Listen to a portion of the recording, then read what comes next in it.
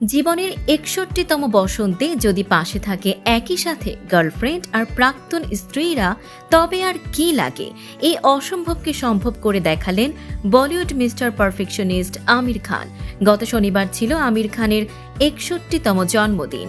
ঘরোয়া আয়োজনে একই ছাদের নিচে উপস্থিত ছিলেন আমিরের দুই প্রাক্তন স্ত্রী রীনা দত্ত ও কিরণ রাও। সঙ্গে ছিলেন তাদের সন্তানরাও। কিন্তু আসল চমক ছিল আমিরের দীর্ঘদিনের আলোচিত সঙ্গী গৌরী স্প্র্যাটের উপস্থিতি। এক ভিডিওতে দেখা যায় কেক কাটার পর গৌরীর মুখে কেক তুলে দিচ্ছেন আমির।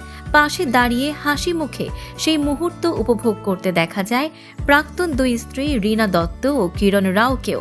এমনকি অনুষ্ঠান শেষে কিরণকে আমির ও গৌরীর সঙ্গে একই গাড়িতে বিদায় নিতে দেখা যায়, যা নিয়ে নেটিজেনদের মধ্যে নতুন করে আলোচনা শুরু হয়েছে।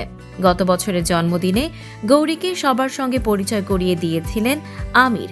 এবারের জন্মদিনের উদযাপনে তাদের কেমিস্ট্রি নেটিজেনদের নজর কেড়েছে। বাবার জন্মদিনে উপস্থিত ছিলেন তিন সন্তান জুনায়েদ, আজাদ ও ইরা খান। মেয়ে ইরাকে মজার ছলে বাবার মুখে কেক মাখিয়ে দিতে দেখা যায়। বলিউড তারকা ভিকি কৌশল, রিতেশ দেশমুখ ও জেনেলিয়া ডিসোজা এবং প্রযোজক রিতেশ সিদ্ধাওয়ানিও আমিরকে শুভেচ্ছা জানাতে হাজির হয়েছিলেন। এদিকে ব্যক্তিগত জীবনের এই আলোচনার মাঝেই পেশাগতভাবে ব্যস্ত সময় পার করছেন আমির খান। বড় ছেলে জুনায়েদের প্রথম সিনেমা একদিন এবং প্রযোজক হিসেবে লাহোর 1947 নিয়েও এখন চলছে তার প্রস্তুতি।